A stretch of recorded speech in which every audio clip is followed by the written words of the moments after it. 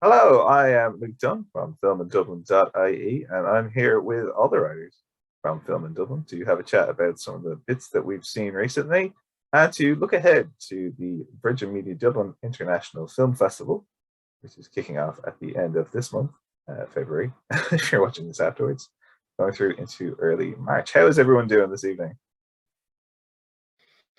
Good. Yeah.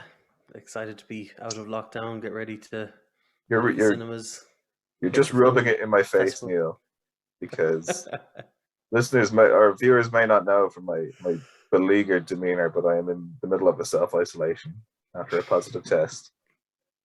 Uh, Oh no, hate Sorry for that. rubbing it in. yeah, no. So if I just like lie down at any point, it's just because of the self isolation. But at least I have plenty of time to sit around and watch movies, which is why I've only seen one movie recently, and that was at the cinema before I got sick. So maybe somebody else should go first. Neil, how about you? What have you been watching recently? Well, I think the one that you've seen is also one I have seen. So I've seen two in the cinema this month and one on streaming. But the one we're going to talk about, I guess, is Licorice Pizza. So obviously Paul Thomas Anderson's film, set in I guess the 70s. I'd have to even yeah, this 90, of course, it's 1970s. How can you escape it's the 1970s while watching that movie?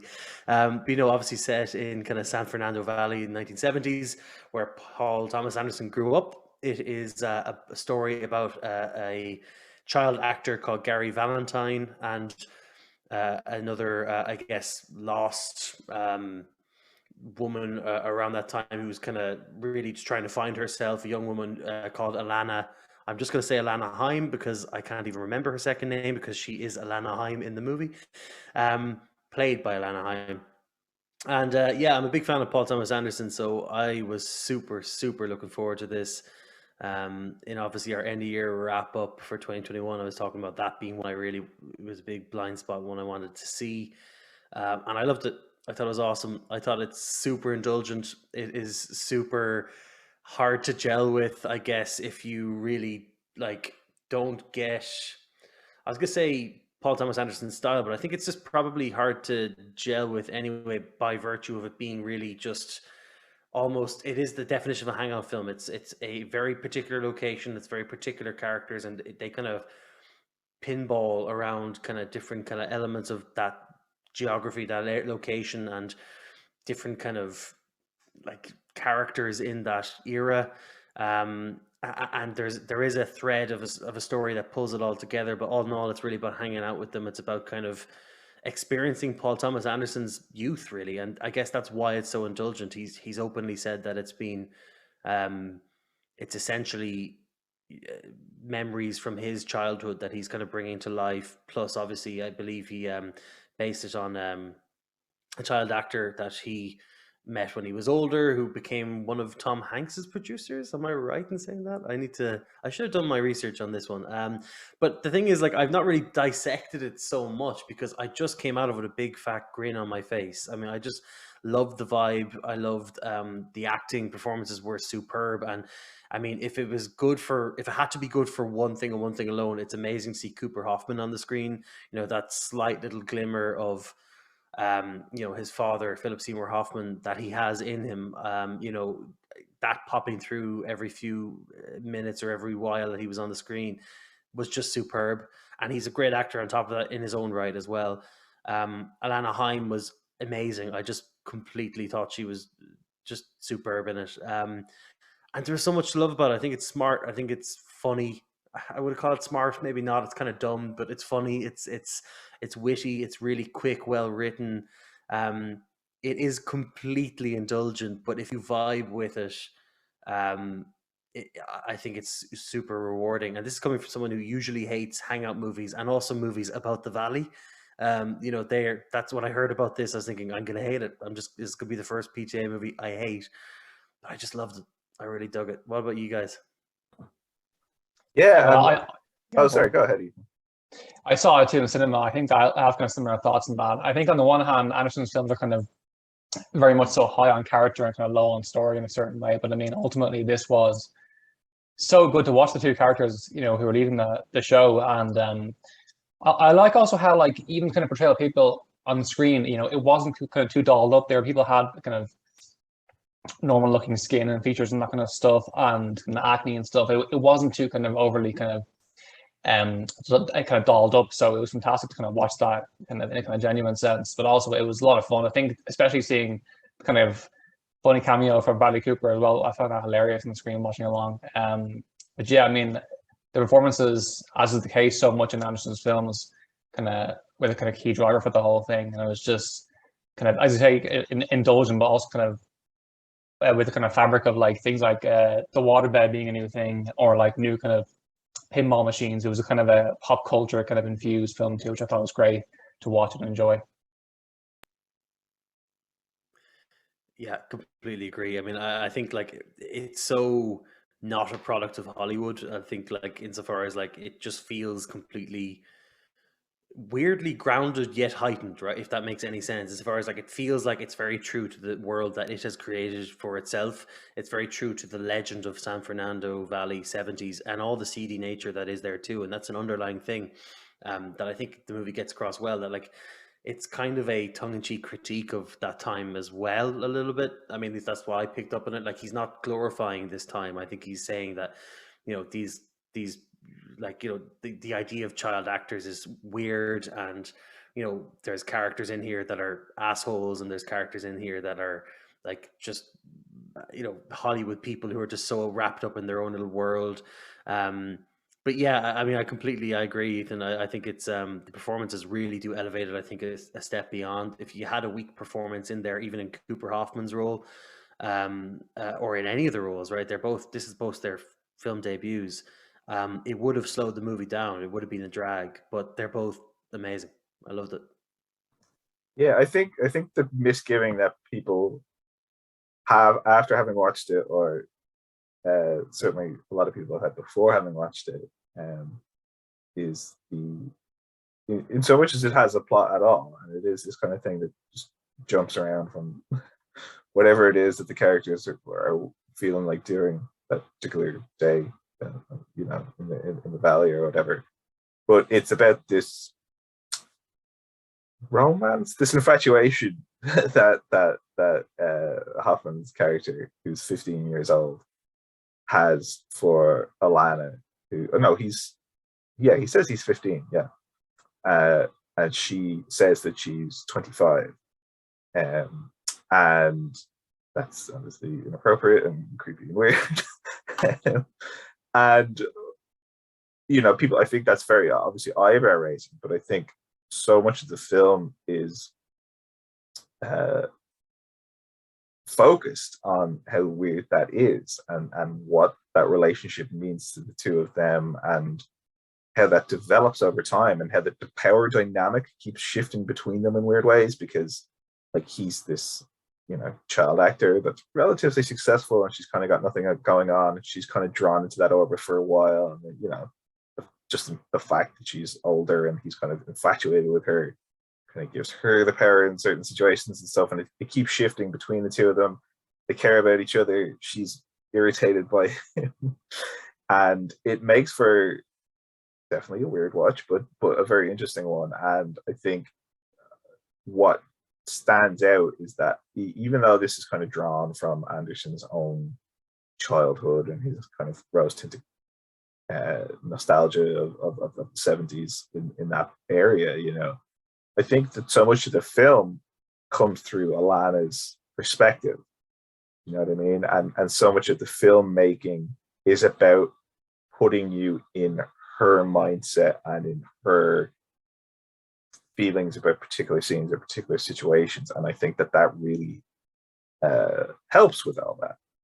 Like, there's a great review by Lauren Wilford on Letterboxd about about the kind of weird dynamic and the kind of the thrill of getting that attention, particularly when you're not used to it, and to kind of letting something happen even when nothing happens, and that kind of the different kind of emotions that you experience in a situation like this. She kind of talks about one scene where it's just when they've opened the waterbed store. I think this is before it turns into a pinball store, and like Alana is like in this bikini and going through this entire day, going from feeling like sexy and having these like teenage boys' attention to feeling weird and uncomfortable because she has to do business while these children are running around, to feeling humiliated by the end of the day. And I think Alana Haim's performance is really great in that it captures all these like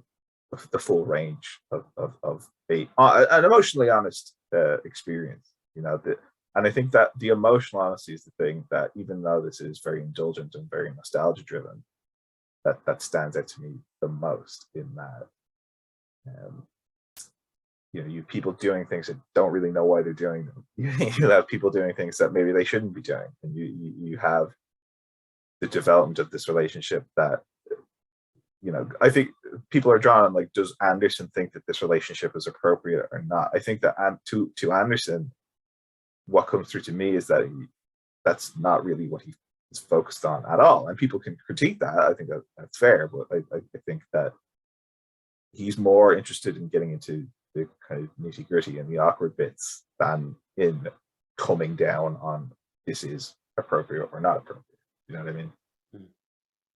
Yeah, I mean, like I think it's a really good take, and like I'll be honest, that the question of the like whether it was appropriate or not, like there was a part in the film where I was thinking it's just making me feel a little uncomfortable, that aspect. But I think the movie, I think everything you said is right. Like that's like it's kind of about the infatuation, and it's about this childish, I guess, pursuit from his side, and I guess it's this from her side. It's kind of, I mean, I don't know really. I mean, like she just kind of like she enjoys his company, and sees him as this strange being of someone who's young, but then kind of supposedly mature in many ways because of supposed success, etc., but then wildly immature in other ways. And like, I think it's an interesting dynamic. I think there was one scene where I said like it made me feel a little uncomfortable, but the movie as it goes on does hit those points I think you're saying, and kind of examines the entire situation and doesn't come down on one side or the other. It's kind of saying like this is just a story of two people, literally, as the motif happens visually, of them running together and colliding together, almost as if like unstoppably. Yeah, it took me out of the movie at one point in particular. But in terms of the overall vibe, the style, like everything, the performances, everything, I think it just delivers an incredible package. I think it just is super entertaining. It's a film to tear apart and kind of re-examine and put back together again, which is always a nice film to get these days, because usually they're just products that you just watch and go, okay, now I've seen it, and move on to the next one. I really, really enjoyed it. I thought it was really, really kind of interesting and full of style, and it was great to be back in a cinema to watch it. Yeah, I think also on that, sorry, I think at no point Anderson actually wants you to kind of care too much about their relationship. Obviously, it is kind of inappropriate and wrong to kind of see that. And at certain points for me to Neil, it did kind of get me. But I mean, ultimately, I wasn't necessarily invested in them being in a relationship, certainly not in the kind of romantic sense. If anything, perhaps in the kind of casual kind of observatory way of saying this is kind of fun, they're at different stages in a kind of new era, being kind of hucksterish in some ways. But I mean, it was never necessarily, direct to me to be like, invest in their relationship in this way. So I think having that kind of distance was important, because otherwise I definitely will critique that aspect of it a lot more. But it wasn't a central feature for me that was emphasized too much in the actual proceedings, so it wasn't that bad for me in that sense, even though it was, on its face quite bad, as we all know. Thankfully it wasn't too much of the kind of plot's emphasis overall. Sean Penn is just like thrilled that that's like where the discourse has landed. Because if I was in charge of the discourse, it would be, why is Sean Penn here? Fuck Sean Penn. Although his sequence is entertaining, but I'm going to put that one down to Tom Waits more so than Penn. Well, do you think Sean Penn knows he's playing Sean Penn in that? Like, I feel like it was a subtle dig at Sean Penn in some ways, like talking about the work he's doing outside of Hollywood, and but I don't know if Sean Penn was aware that dig was, or maybe it wasn't intended to be. I don't know, but I found that, like, again, that performance is like you could just watch it a million times and go, "What is going on? Who's aware of what?" It's one of those great kind of features of films that we see less and less these days, where it's just somebody drops into a film for 5 minutes and runs away with it and then passes it off to somebody else, and Licorice Pizza is kind of that throughout. And like you talk about Bradley Cooper, and like Bradley Cooper can be hit and miss, but he's incredible in this as John Peters. John Peters awesome. Is this kind of like he's Hollywood lore. He's this kind of living legend as such, and even the way he's dressed and everything in the film, it's kind of drawn from these very specific moments in the Peters myth. But Cooper just waltzes into the movie and just completely changes the energy of it for about 10 minutes. And if you're talking about wanting to see great filmmaking as opposed to just plotting and stuff like that, his entire sequence of the tension that Anderson manages to put on screen in things that at face value are not that tense. They've run out of gas and they're rolling downhill. It's really, really fun to watch, and yeah, it's like I could have watched a lot more of just that's what he needs to fit into the modern filmmaking milieu. Now we get the John Peters spin-off TV series. I would watch it, which means I'm just not part of the problem. But that's all original. That's all I've seen. Jess, I don't know what have you been watching recently? Anything good? So I watched Scream 5, and good is not a word I would use. I have found it very interesting that with a lot of the kind of reboots or remakes or sequels or whoever you want to characterize these things that have been happening, they're kind of getting rid of the final girl trope, because she never gets to really escape. She never really gets to get away from this kind of trauma-filled life. And I find that is partially why these films are kind of bothering me so much, because particularly, say, for the likes of Halloween, we kind of had her name's escaping me, hang on. Laurie Strode.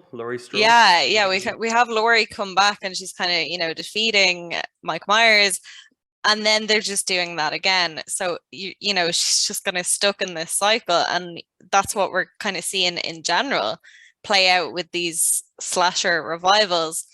And I just find it frustrating, because like part of why I like horror and the final girl trope and that kind of thing is there's kind of a catharsis in it, and this is kind of completely getting rid of that, because it's just like, no, there is no hope and your life has to be horrible forever. Because I know, like, say for example, Texas Chainsaw Massacre, Netflix is remaking or rebooting, I guess.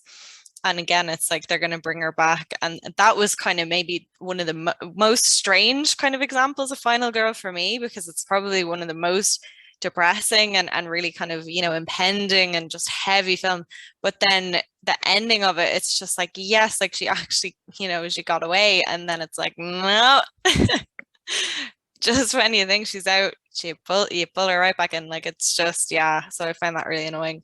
And another thing, like Scream, I know it's not everyone's cup of tea, but like it was actually responding to and aware of horror. And I know, the whole meta horror thing, like it can be a bit, it's not to everyone's taste, but I thought Scream was very intelligent with that. And, I just think this can't really achieve that, because the slasher genre, or to my kind of view of it anyway, is kind of being brought back purely with these reboots and revivals. So they're kind of reacting just to themselves. They're not reacting to what's actually happening in film at the moment.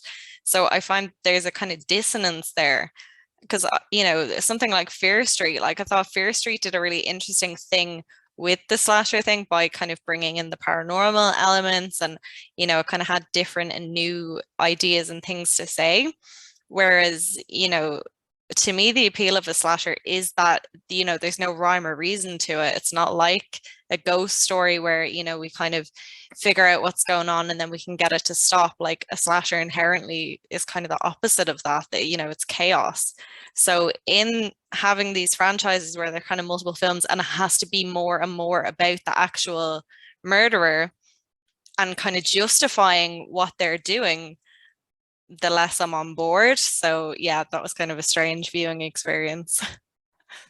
But I put myself in that position. I think it's really interesting take on it. Like, I think, like, I haven't seen the movie, but like when I heard they were doing a fifth one, I was just thinking, can we please like let this die? Like, it doesn't need to be revived. And I've been thinking that since Scream 2. Like, I don't have much love for Scream. I guess in hindsight, when I look at like how it landed and how well it dissected the idea of the final girl and horror fans at that time, I can see why people loved it. And like, you know, I it is a good movie in and of itself.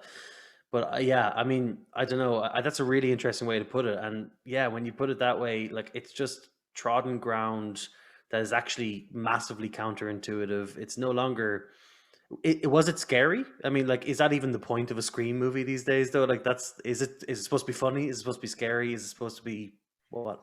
I don't know. Like, myself and Ethan were talking about this. I was like, I don't understand who this is for, because it's kind of making fun of me. It's making fun of younger fans. It's making fun of the concept of a fan. It's making fun of like elevated horror. It's making fun of itself. It's making fun of the original. It's just like, it kind of goes to do so much where I think it's trying to be shocking that it just becomes parody. And, you know, like, it just very much to me read like Scary Movie. And I just kind of think it just, I'm like, I don't get what this is doing, and I don't get who it's for. That Texas Chainsaw Massacre trailer, you shouldn't always judge a movie on its trailer, but that was shocking. I couldn't believe first of all, I wasn't clear on whether that old, I mean, I assume it is, but I wasn't sure if the old woman that they show in the trailer is supposed to be the protagonist from the original movie. I think so. Again, it's just like she's showing a little photo, and it's just so incongruous to that series. I think you'd agree, Jess, like because like that is one of the most powerful, incredible endings to a movie, not just a horror movie, but any movie ever.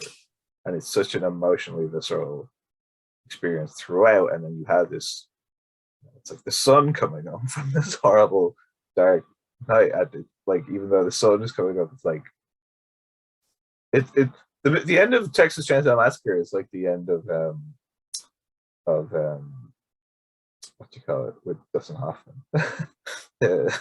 Where, you know, it's like the Graduate, where it's like she's so happy to be free, but then, you know, you can see that she's traumatized for life. But like, it doesn't really, the idea of her picking up her own chainsaw and like turning into this like survivalist crackpot going after Leatherface doesn't really scan in the same way that it might for Laurie Strode in the Halloween films, because like it would just ruin your life so much. the Texas Chainsaw Massacre, like, what happens to Laurie in Halloween is not great, you know, and I can see why it would put her down that path, but that you just would be psychologically ruined from the Texas Chainsaw. There's no, that's too cleanly defined a thing for you to be like, I want my revenge. It's like, no, your brain is broken. Your brain is pudding. It just don't work anymore, because all your friends got chainsaw massacres. It's too much. And the guy on the phone with the like, try that and you're gonna get cancelled. It's like, nah, Scream did stuff like that as well, and had lines like very similar to that. And it's like, I just don't understand what you're doing, and who are like, because this is not a film that's for boomers. So like, what's the joke? Who's the joke for? I don't understand. It's a great point, Jess, because I mean, I kind of thought, who's the audience, and I might have find one, because I mean, actually, I didn't see Scream. I saw, I think, the first half of Scream 2 back in probably about 2001, I'd say. I didn't see Scream 3, nor did I see Scream 4 about 10 years ago. And I kind of thought, like, to understand the whole stab thing, which of course is a parody of Stream itself, which is kind of built into the second part, you'd have to be a certain age. And then there's a joke of like, oh, I think someone discusses, watching their phone tracking device, and someone says, okay, Edward Snowden. And it's like, these kids are not old enough to get their Snowden revelations in their zeitgeist either. It's kind of in between, like, hey, remember this in the old one? It's like, well, no, because we're either too old to care or too young to even be aware of it.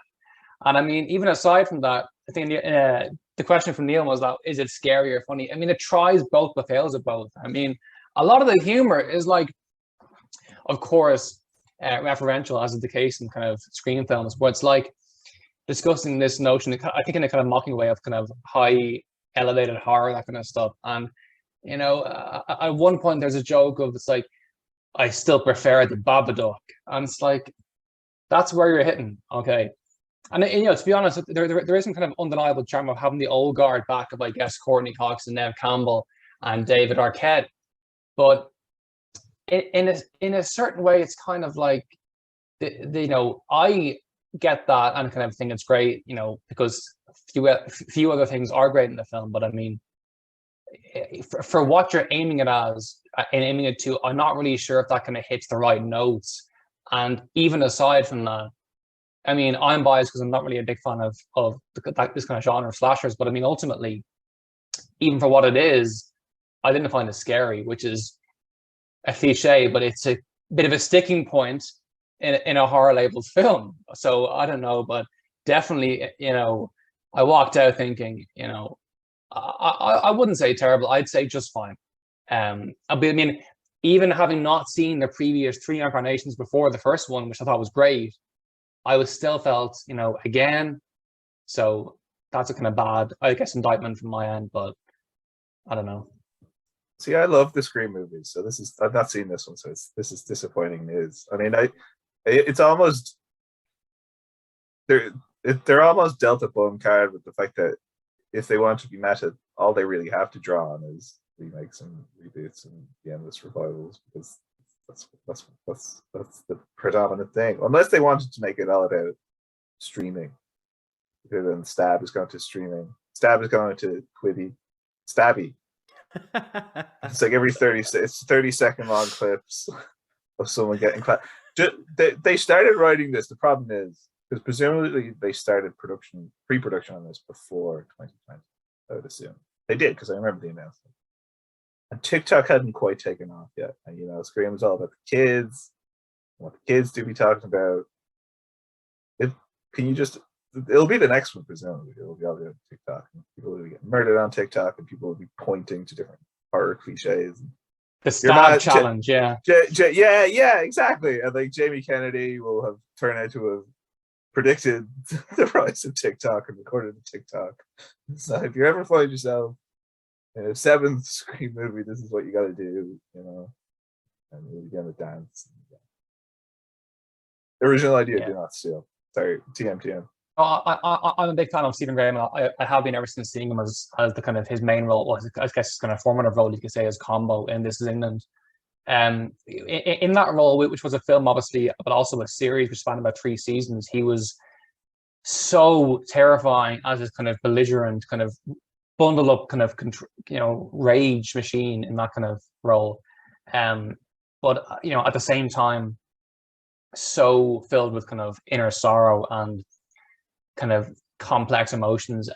He was unbelievable on that, and since then he's done very well. He was even in The Irishman, which is fantastic, in that kind of role.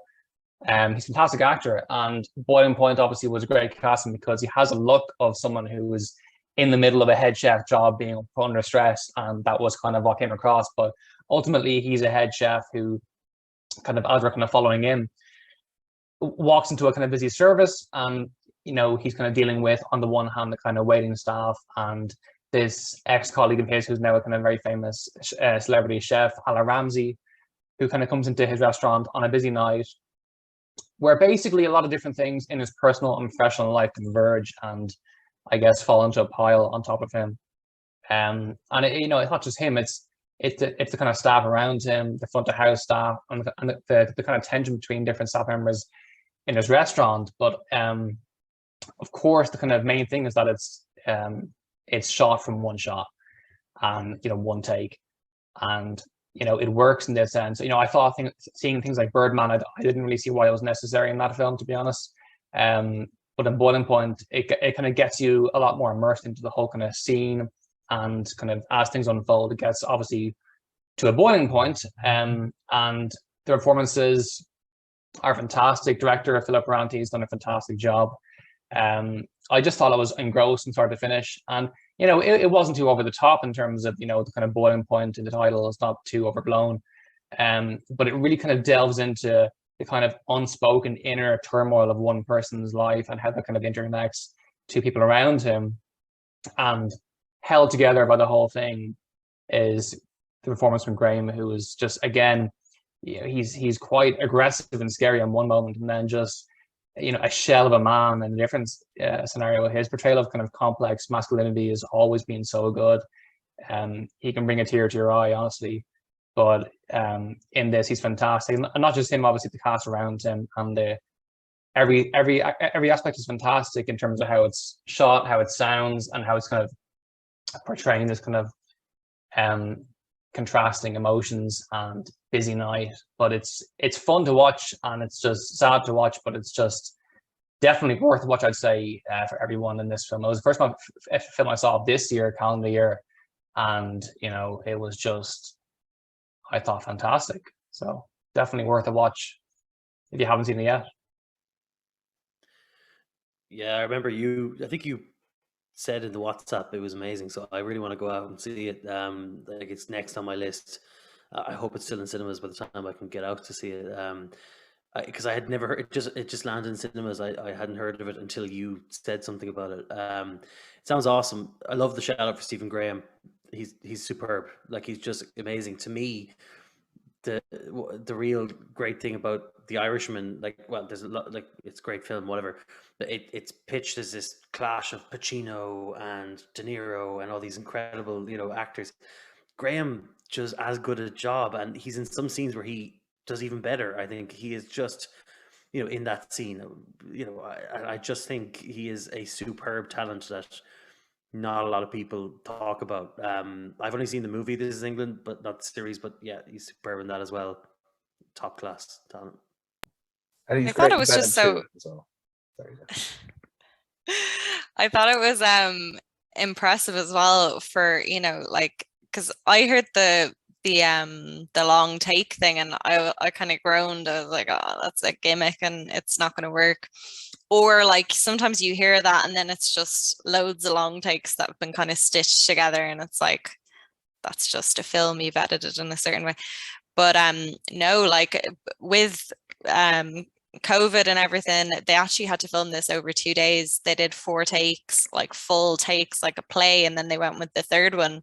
And I think it really, really suited this film, because it is, it takes place in one night. It's a night of service and that kind of thing. It just played really well to the story that they were actually telling. It was definitely kind of added to it rather than kind of being a bit clunky or a hindrance. So I thought that was really interesting.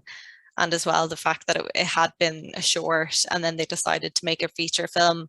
Sometimes that doesn't always go very well because there's not that much more to say or kind of add on to it, whereas here it played fantastically, and I understand the short was good as well, so it works in both formats. So yeah, really great film. Cool. So moving on, the other big thing that we have to talk about in this video is the Dublin International Film Festival, which will be taking place at the end of this month and running through into early March. And this is the film festival's big return, obviously, to cinemas. They'll be operating at 100% capacity, they've said, at various venues across Dublin. And after being fully online last year, that's obviously kind of their big return. They will be doing some of the films online as well, so people across the island of Ireland will be able to see some of them.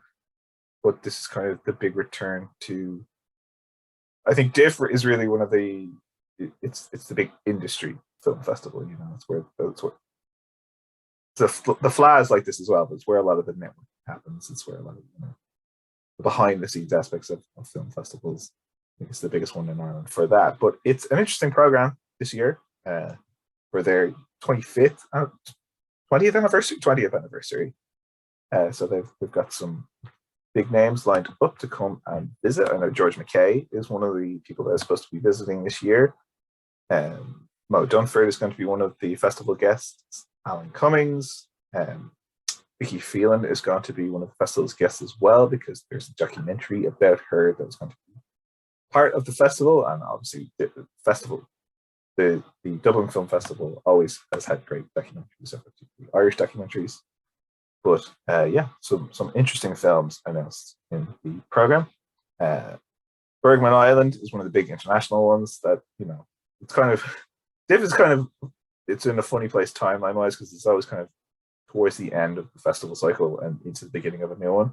So you get this kind of mix of things that have been at every stop of film festivals along the way, and then a few exciting new bits that haven't really caught traction yet. But yeah, Bergman Island, I'm excited to see. Benedetta, obviously Paul Verhoeven's transgressive non-sexuality film. Worst Person in the World is another one I'm really excited to get to see. Red Rocket, which is Sean Baker's new film. There's new films out from Ozon. There's Gaspar Noé's new film. Zhang Yang's new film is coming out as well. And yeah, in terms of international films, what is jumping into you guys? What are you guys excited to see at this year's film festival?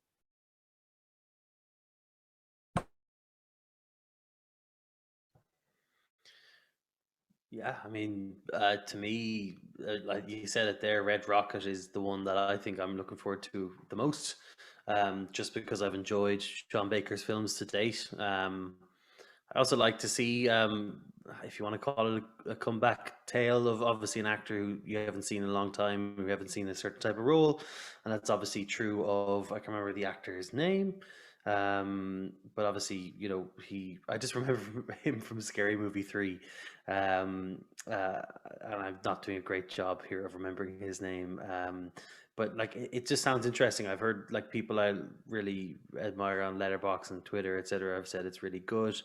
Obviously, you know, it's up for awards recognition for all that matters. Obviously, there's great movies out on the list that won't be, but yeah, that's the one that jumped out to me the most. Simon Rex. Yes, There you go. of the latter scary movies. He kind of picked up the torch from Anne Faris in terms of being their lead. And there are some great Irish movies, of course, that are going to be shown as well. The big one, obviously, that jumps out to us is You Are Not My Mother, which will be having its its Irish premiere, at the film festival after having been shown at Toronto and France and Berlin and various other film festivals. This is Kate Dolan's first feature. This is the Changeling horror story starring Carolyn Bracken and featuring Hazel Dupe and Jordan Jones, among others. And yeah, I think it really is. I think Dolan's one of those talents that's been on kind of the up the last couple of years, and this is, you know, going to be her big breakout. I know she's one of the nominees for the festival's Discovery Award, which is always a really exciting charter of kind of upcoming Irish talents.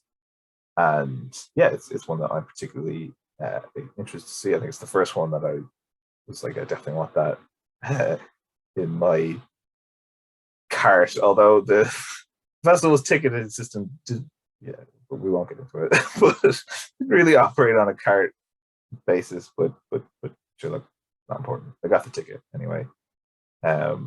Colleen Kuhn is going to be the opening gala of the festival, and this is an interesting one. It's going to be for the first time the festival opening with an Irish language feature. I was saying to Neil before we started recording that I've seen Mark Cousins compare this to an Ozu film, which is pretty interesting and intriguing, exciting.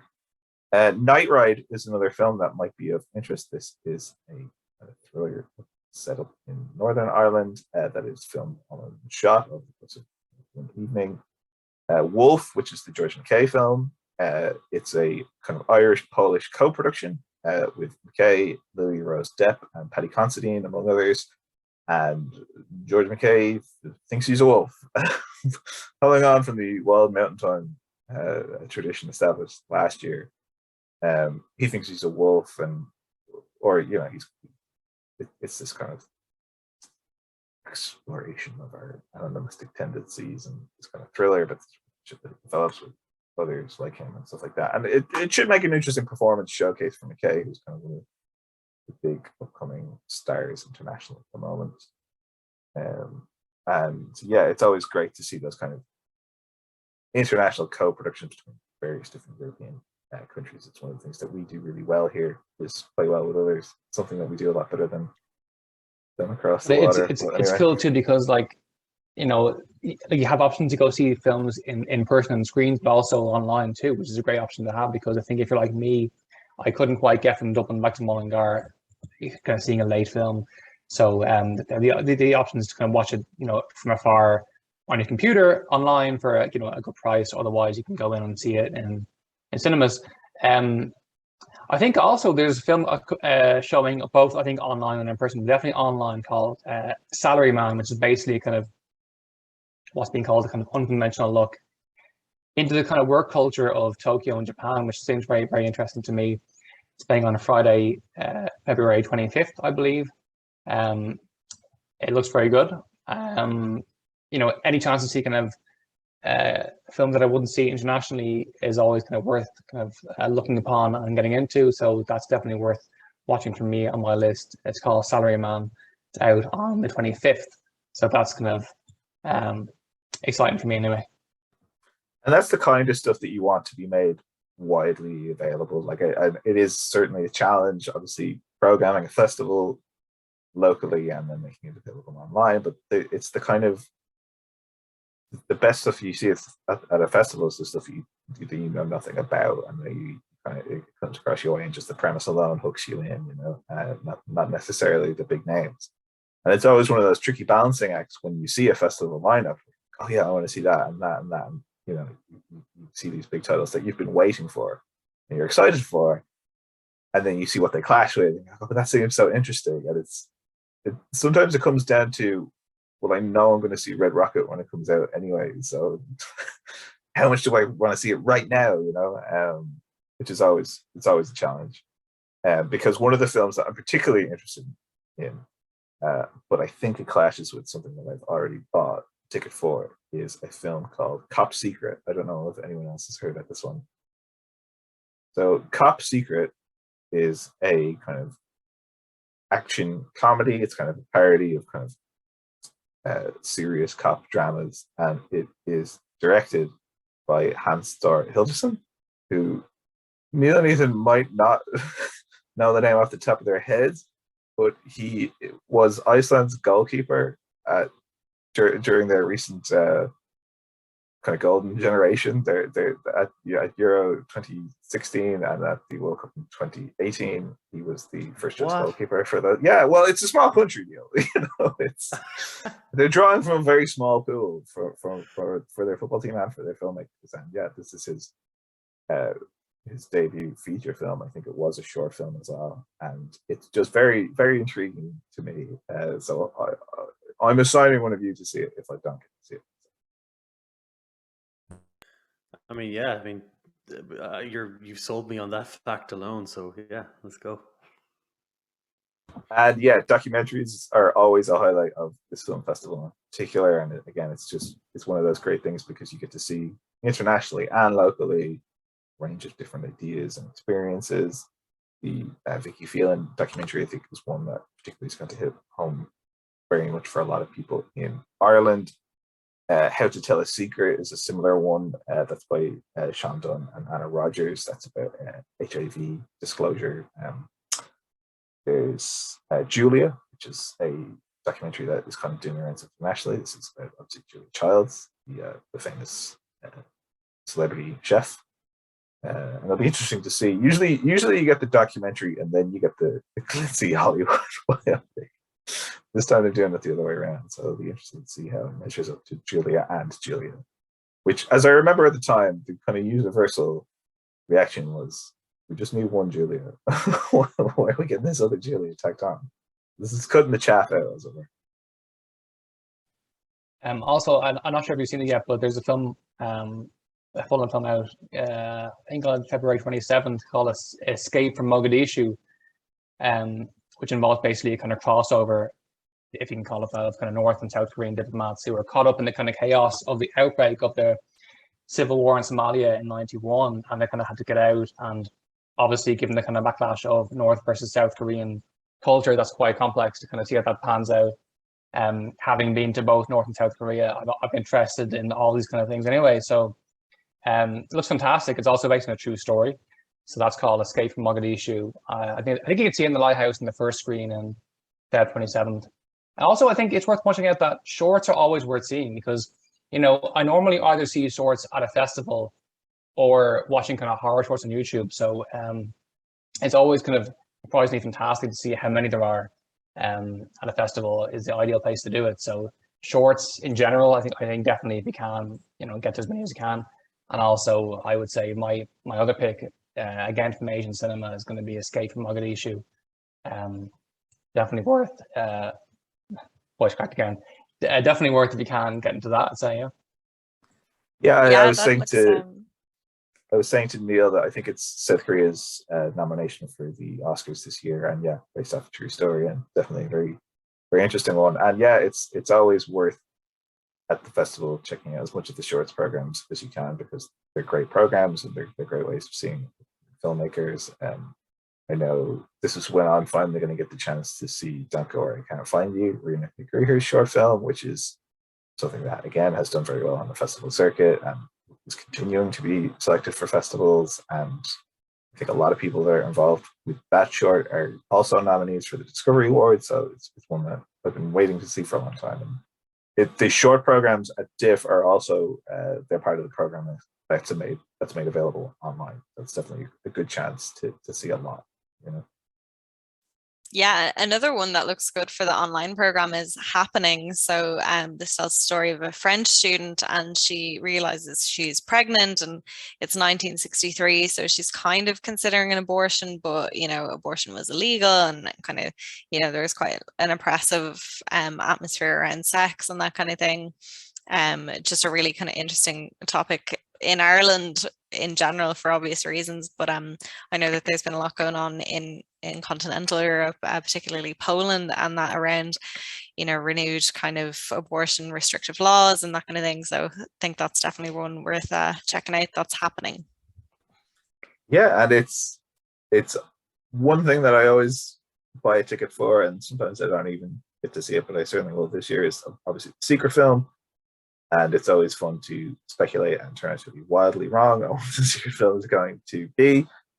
So I don't know if anyone has any. I had thought before the program came out that Benedetta would have been a good candidate for that, just because you get people like walking out in shock and horror at the content of that one. But then they announced it obviously for the main program. Usually, a good rule of thumb in predicting the Secret film is to look at what Glasgow is showing that isn't also on DIFF's main program already. So I've crossed off a couple of contenders on that basis, but I don't know, does anyone else have any speculation, any picks that they want to nail their mass to? I wonder, is it going to be Flea? Like, obviously it's Oscar shortlisted. I think it's a hot tip to be nominated, or unless that's come out and I've just missed it. I mean, unless it was kind of released during lockdown before Christmas, but I think it's due to come out March, April time. So I think they would kind of work perfectly. So I'm gonna, unless I'm wildly wrong, and that is absolutely possible, I'm gonna say Flea. Yeah, usually again, if you just kind of look at what's coming out in March and April, you can find your candidates at least. Again, you might turn out to be wildly wrong, but not going to be the new Star Wars, or, you know, people sometimes get their hopes up in weird ways. The Batman. Yeah, it's not going to be the Batman. I know that's coming out in March, but, you know, it'll be good though. Colin Farrell will come out and announce it. You know, I actually thought on the basis of Colin Farrell, you know, he has a good relationship with the festival, and I thought After Yang is a possible candidate. You know, that's coming out in early March. That's Kogonada's new film, and that's Haley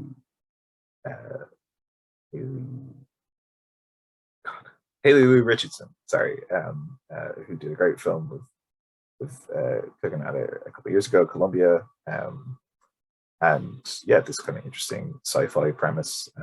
That's one that it could be there. X, Ty West's new film, is another film that's coming out soon that fit well into that kind of secret film space. The kind of again, it's probably going to be a better Texas Chainsaw throwback than the new Texas Chainsaw, but we'll see, I suppose. A Banquet is one that Flea is releasing next week, so I don't think it's going to be the secret film. A Banquet is one that using the Glasgow Film Festival method, it's on their program. It's not on VMDIFF, so that's one that could be. That's Sienna Gilroy. It's this kind of interesting story about this woman that kind of takes on these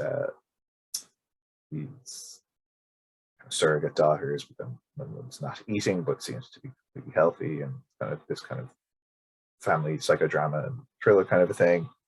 And then The Outfit was one that I thought it possibly could be. This is a Mark Rylance gangster movie, and God, remember when Mark Rylance was first appearing in films, and he had all this buzz of like the theater actor who's deigning to do movies, and it was like he's working with Spielberg and he's working with Nolan.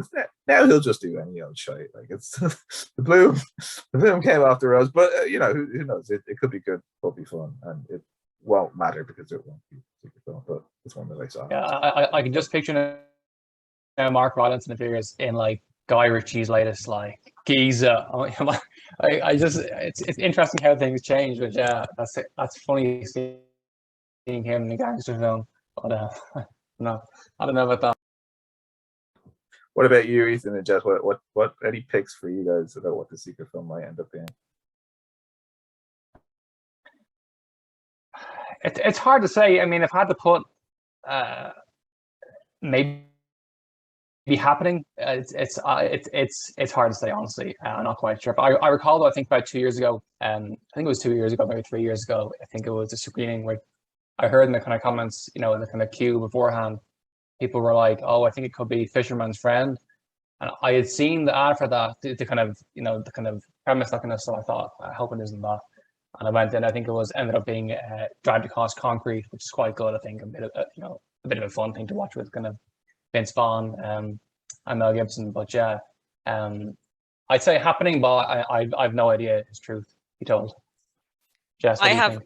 Absolutely no idea, because I'm blaming COVID. I just don't know what's come out or when things are coming out, and like I've moved away from Dublin, so I just have no concept of like what's happening in the world around me, or time, or when things are coming out. So no idea. So I'll be surprised anyway. It could be No Time to Die. I think that's finally coming. I can't wait to see. I've seen it. No, I was joking. See, I don't know. I don't know. It could be like Scream 6, the prequel or something. I don't know. Please, no. Someone I've seen in the last few days.